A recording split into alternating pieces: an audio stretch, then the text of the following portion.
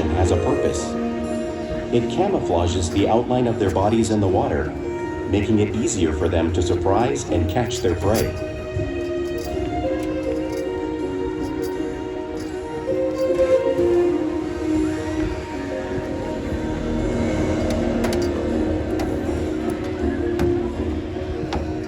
When viewed from above, the black of the whale blends in with the dark depths of the ocean.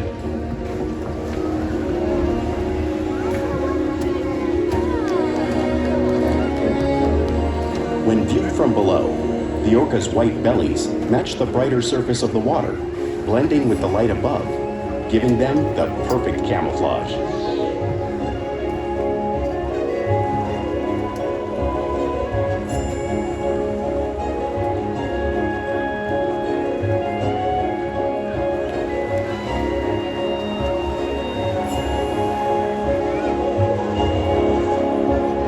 Killer whales are truly incredible animals, and maybe if we're lucky, one of them will help me show you some of their physical characteristics.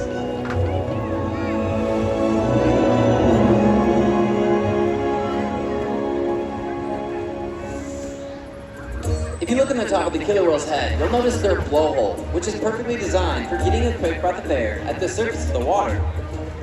It's also how the whales make all their vocalizations.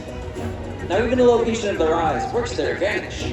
It looks like their eyes are located in that white patch on the side of their head, but that's really a visual distraction. There's the blowhole sounds. Now, their eyes are really located just in front of that white patch, camouflaged from thrashing prey. Now, the fin on top of the whale's back is called a dorsal fin, which helps stabilize the whales as they swim, and it regulates their body temperature. The dorsal fin can be about 6 feet tall and weigh up to 300 pounds. They have no bone or muscle, so sometimes, just like a kaika, you may see it curve over. Now the flippers on either side of the whale are called pectoral flippers, which are mainly used for steering and stopping. Pectoral flippers have 5 bony digits inside of them, just like your human hand.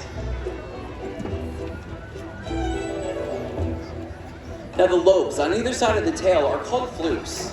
Tail flukes are the killer whale's engines, propelling them speeds up to 35 miles an hour, which is as fast as a speedboat. But they swim the fastest, and they use the most power when they're propelling their 10,000-pound bodies all the way up and out of the water.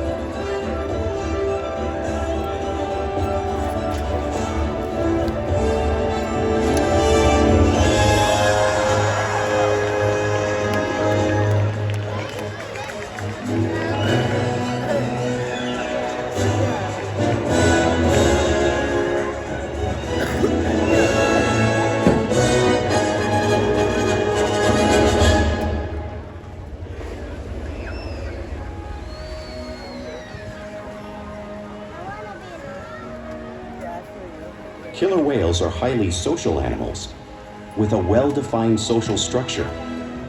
An orca pod is always led by a female. Though just half the size of her male counterpart, she is in charge. It's all about attitude, not size. Because they live and work as a group, orcas need to communicate with sounds and body language. Orcas use clicks for echolocation or navigation.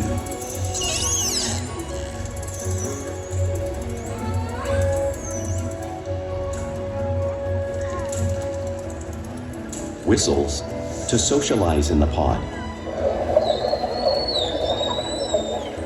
And calls for group coordination and hunting.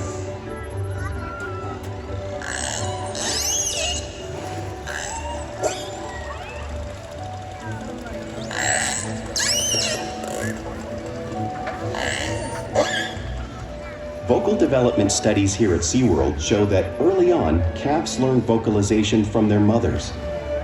But as they grow, they learn from others close to them as well. This is a bottlenose dolphin call that Shuka learned and even taught other killer whales here at Seaworld. In fact, orcas are the largest members of the dolphin family.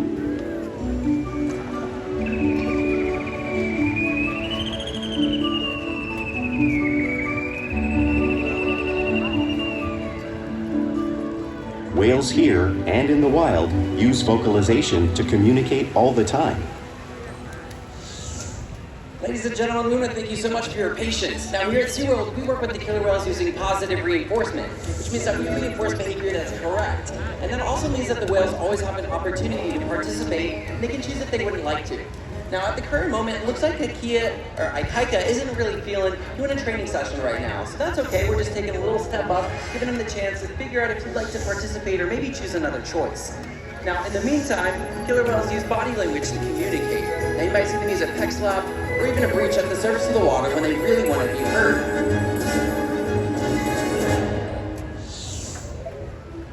You'll also see killer whales spy hopping. This is how they get a better view of their surroundings when they hunt.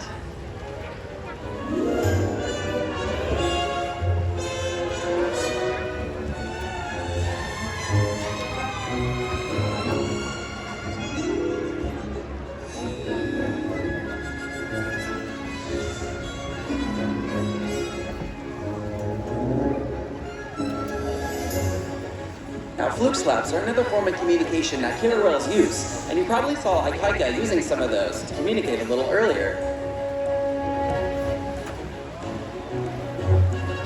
They're using body language right now. How fantastic.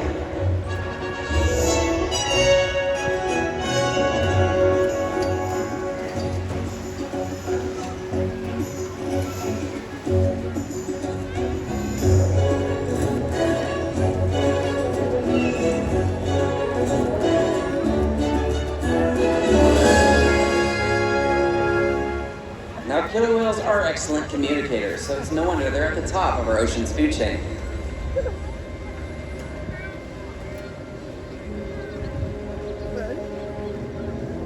Killer whales work together to rear their young, protect their pod, and most importantly, pursue and catch their prey.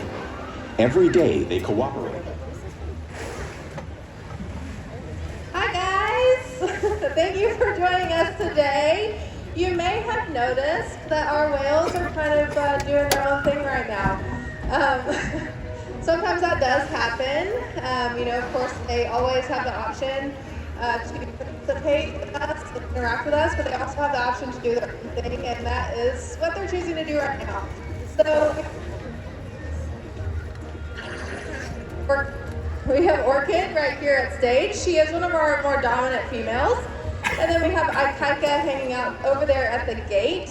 He is a male, and in killer whale society, males are subdominant to the females. So right now, Orchid is kind of letting Ike know she's in charge. They're going to do what she wants to do, and what she wants to do right now is just do her own thing. So that's what we're doing and dealing with at the moment, and that is perfectly okay.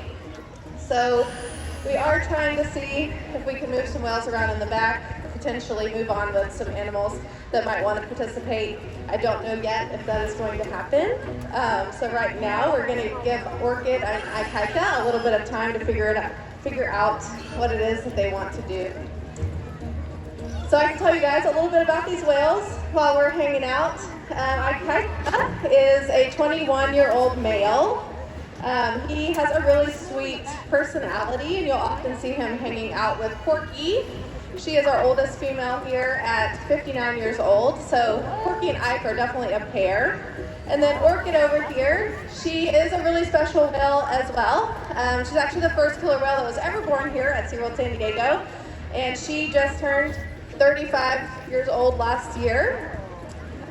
She was known as the original baby Shamu, so that's really special. And something really unique about Orchid is that she is really, really intelligent. Of course, all of our whales are intelligent, but Orchid is definitely known for her intelligence and her ability to put complex concepts together.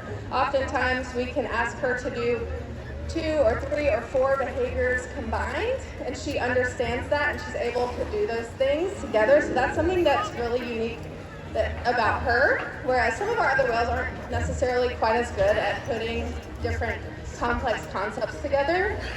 She's also been really integral in some of our research projects that we've done here because of her intelligence. So we are actively doing a hearing study, which is something that is really cool that she has participated in. That's helping us understand the hearing range of the killer whales. Okay, so it looks like we are going to call Ikaika and Orchid over. You just saw them lid tap on the stage, and so that's asking them to come over to their trainers. We'll see if they want to do that.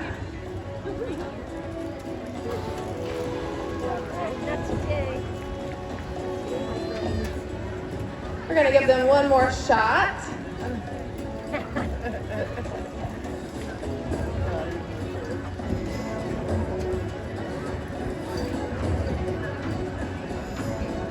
All right, so we got that lip tap.